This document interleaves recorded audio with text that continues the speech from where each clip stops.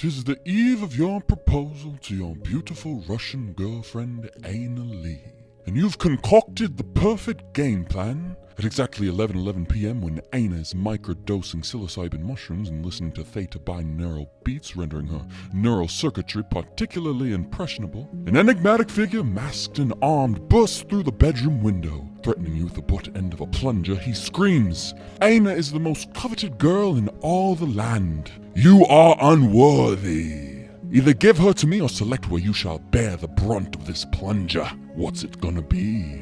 As your girlfriend trembles in fear, to demonstrate the depth of your devotion, you proclaim, "I choose Aina Lee, forever and always." You remove your trousers, revealing underwear emblazoned with the text, "Will you marry me?"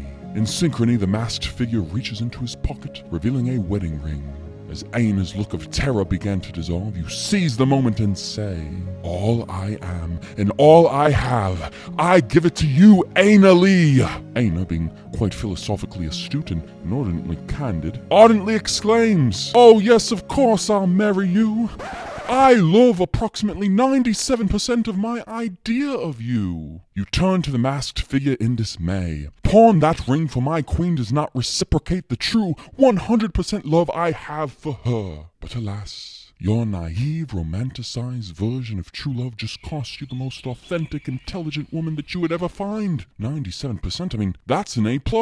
At least Aina had the introspective acuity to recognize her love was not absolute, but Aina loved you more than anyone else did. Even more than your closest family or your dearest friends. In fact, she loved you more than you love yourself. You and everyone you know simply have a deficiency in self-awareness that enables your delusional idea of true love to endure. Love.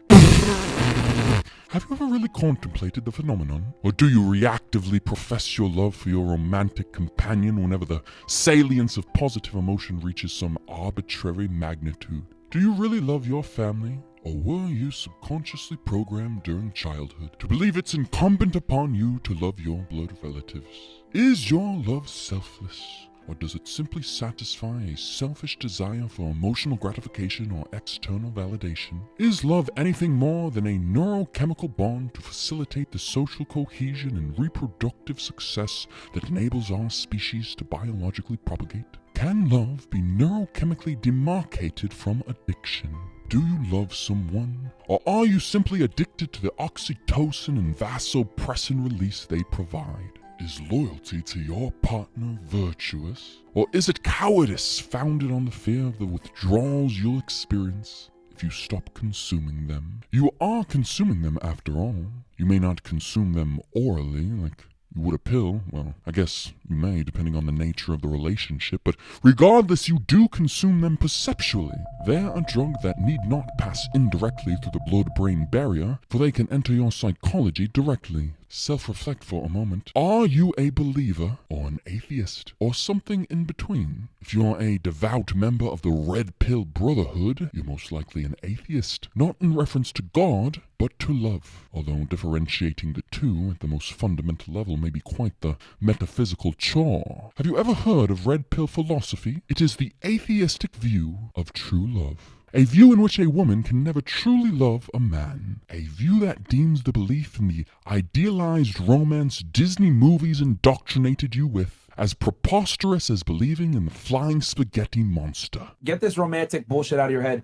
Girls don't love you for you. They love you for what you provide. Once you accept that, you're going to be okay. In this worldview, a woman's love is always conditional due to her evolutionary demands for protection and provision. There always exists a potential transformation that renders the man unlovable. Could any woman love a man who donated his life savings to the Pigeon Rehabilitation Foundation and insists they live in an inflatable castle in a homeless community? Probably not, but isn't that for the best? If a woman were to love you unconditionally, no matter how you evolved, would that not trivialize love into meaninglessness? Love from a woman just wouldn't feel as significant if she also possessed the capacity to love a panhandling man-child. Maybe the discriminatory nature of conditional love is optimal because it motivates us to become someone worth loving. But even if you become the paragon of romantic allure or real-life Prince Charming, could you really truly be loved?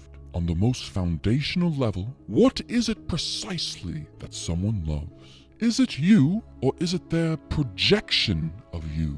After all, no one has access to the entirety of you except you. Notice how no one but you is granted comprehensive access to your mind. There will always be elements of your existence that are obfuscated from others, and for good reason. If you were to broadcast every intrusive thought immediately as they arise in your consciousness, you would be regarded as psychotic and probably admitted to a psychiatric facility. Yet the only way anyone could fully know you is if you transmitted every thought that has ever arose directly into their mind through some sort of telepathic communication.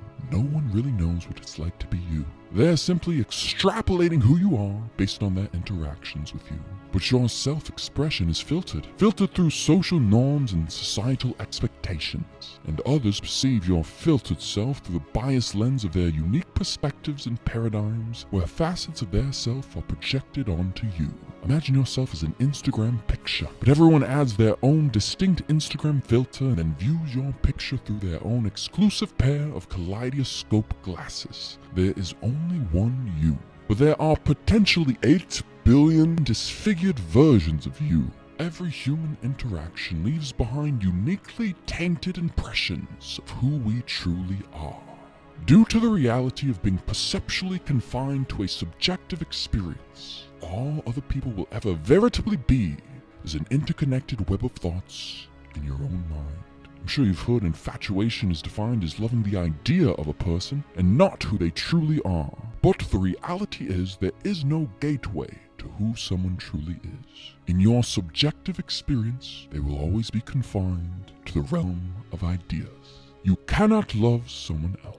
You can only love the mental construct of that person that you fabricated. Experientially, you are simply loving a psychological structure that your mind created. You're loving a part of yourself. But let's say you did have comprehensive access to other minds. You developed telepathic abilities, or technology advanced to the point where you could virtually experience the complete conscious experience of another person. Could you then truly love them? Well, to truly love them, you'd have to love all of them, not just a part of them. And loving the totality of who they are is a far more daunting task than most people could ever fathom. Have you ever pondered what constitutes the entirety of a human being? Well, prepare to perpetually ponder, because a singular person is composed of more than either of us could possibly comprehend. Their personality is probably the first aspect that comes to mind, but can one love the entirety of a personality? Let's contemplate what a personality entails, shall we? Well, to start, contained within a personality is the totality of one's memories. Memories are an integral facet of one's psyche. You would not be you without your precise panoply of memories, including the bad ones. And within each and every memory is an event that shaped who you have become.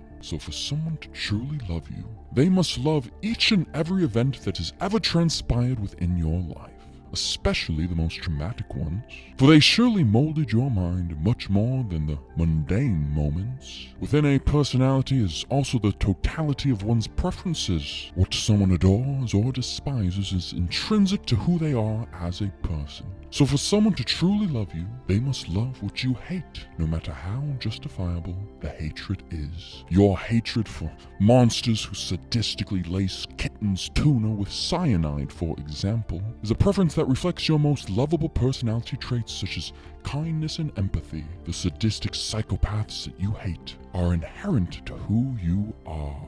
They must be loved for the full you to be loved. Now, to be clear, loving those sadistic psychopaths is quite different from encouraging their behavior. In fact, part of that love may include the love of fighting against them. In fact, the most heroic personality traits are naturally predicated on the existence of evil. The most lovable hero would not be a hero without a dragon to slay. To love a hero, you must love their entire story, for their story has refined them into the hero that's worth loving. The less you love villains, the less you love heroes. Notice how the entire universe in which we live is within you. The bad, the good, the banal, and the extraordinary. You cannot escape the universe penetrating your perception. From the cosmic mysteries to the inescapable suffering, from your greatest triumphs to your most cringe-worthy failures, every moment of your experience in this world has altered your neural circuitry and has crafted you into the being you are today.